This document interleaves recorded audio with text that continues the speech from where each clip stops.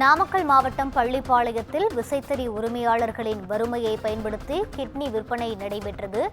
இந்த நிலையில் கிட்னி தரகர்கள் தற்போது மீண்டும் சிறையில் அடைக்கப்பட்டுள்ளனர். தனியார் மருத்துவமனைகளுக்கு கிட்னி விற்பனை செய்த வழக்கில் ஆனந்த், மோகன் ஆகிய தரகர்கள் கைது செய்யப்பட்டுள்ளனர்.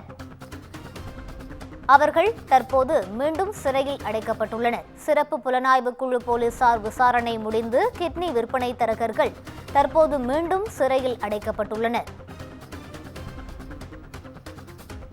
நாமக்கல்லில் விசைத்தறி தொழிலாளர்களின் வறுமையை பயன்படுத்தி கிட்னி விற்பனையானது நடைபெற்றது. இந்த நிலையில் தனியார் மருத்துவமனைகளுக்கு கிட்னி விற்பனை செய்த வழக்கில் ஆனந்த், மோகன் ஆகிய இடைத்தரகர்கள் கைது செய்யப்பட்டிருந்தனர். அவர்கள் தற்போது மீண்டும் சிறையில் அடைக்கப்பட்டுள்ளனர்.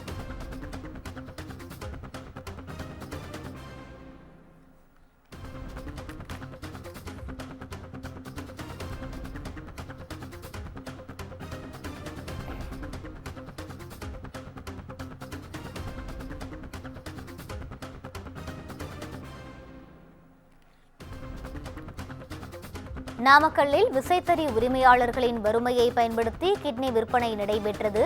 இந்த நிலையில் தனியார் மருத்துவமனைகளுக்கு கிட்னி விற்பனை செய்த வழக்கில் ஆனந்த், மோகன் ஆகிய தரகர்கள் கைது செய்யப்பட்டிருந்தனர்.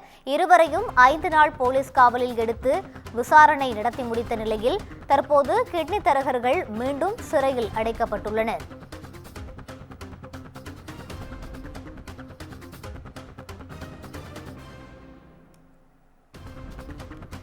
கிட்னி தரகர்கள் 5 நாள் போலீஸ் காவலில் விசாரணை நடத்தப்பட்டு வந்த நிலையில் விசாரணை முடிந்து சேலம் சிறையில் அவர்கள் அடைக்கப்பட்டுள்ளனர்.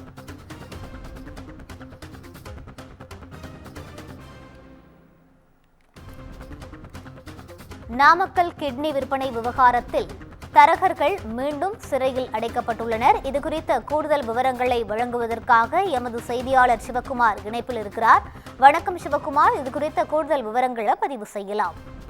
தமிழகத்துல மிக சமீபத்துல உலுக்கிய பெரிய விவகாரம் எதுன்னு பாத்தீங்கன்னா இந்த பள்ளிப்பாளையத்துல நடைபெற்ற கிட்னி விற்பனை அப்படிங்கிற ஒரு பிரச்சனை. அதாவது சேலம் மாவட்டம் பள்ளிப்பாளையம் பக்கத்துல, நாமக்கல் மாவட்டம் பள்ளிப்பாளையத்துல விசைத்தறி தொழிலாளர்களோட வறுமையை பயன்படுத்தி திருச்சி, சென்னை போன்ற இடங்களில் உள்ள தனியார் மருத்துவமனைகளுக்கு கிட்னியானது விற்பனை செய்ததாக எழுந்த புகாரின் அடிப்படையில பள்ளிப்பாளையத்தைச் சேர்ந்த ஆனந்த், மோகன் ஆகிய இருவரை ஏற்கனவே சிறப்பு புலனாய்வு குழு போலீசார் கைது செஞ்சிருந்தாங்க.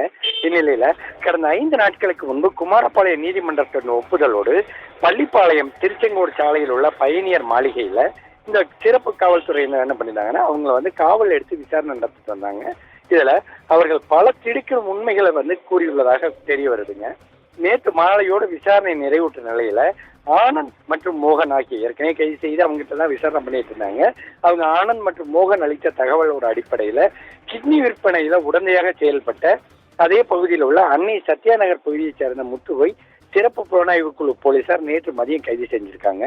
மூவரையும் குமாரபாளையம் நீதிமன்றத்தில் ஆஜர்படுத்தி அவர்களை மீண்டும் சேலம் சிறையில் அடைத்திருக்கிறாங்க. தற்போது விசாரணை குறித்த முடிவுகள் நீதிமன்றத்தில் தெரிவிக்கப்படும் அப்படின்னு சொல்லி சிறப்பு புலனாய்வு போலீசார் தெரிவிச்சிருக்கிற நிலையில இந்த விவகாரத்துல முத்து தமிழகம் மட்டுமில்லாமல் வெளிமாநிலங்களை சார்ந்தவர்களையும் கிட்னி விற்பனைக்காக தொழிலாளர்களை அழைத்து சென்றதாக கூறப்படுகிறது. முத்துவையும் போலீஸ் காவல் எடுத்து விசாரிக்க சிறப்பு புலனாய்வு குழு திட்டமிட்டிருக்கிற நிலையில கிட்னி விவகாரத்துல ஏற்கனவே 2 கைது செய்யப்பட்டுள்ள நிலையில மேலும் ஒருவர் கைது செய்யப்பட்டுள்ளதால தொடர்ந்து இதே போன்ற சிறப்பு புலனாய்வு குழு போலீசாரின் விசாரணையில் அடுத்தடுத்து சிக்குவார்கள் அப்படின்னு சொல்லி எதிர்பார்க்கப்படுது. ஏற்கனவே இந்த கிட்னி திருட்டு விவகாரம் அப்படிங்கறத ஒரு மிகப்பெரிய ஒரு தாக்கத்தை ஏற்படுத்திய நிலையில சிறப்பு புலனாய்வு குழு அமைக்கப்பட்டு அதன் அடிப்படையில தற்போது 3 பேர் கைது செய்யப்பட்டு மேலும் இந்த வழக்கில் தொடர்புடையவர்களுக்கு நோக்கி போலீசார் தங்களை தீவிர விசாரணையை முடுக்கி விட்டுருக்கிறாங்க. விவரங்களை வழங்கியமைக்கு நன்றி சிவகுமார்.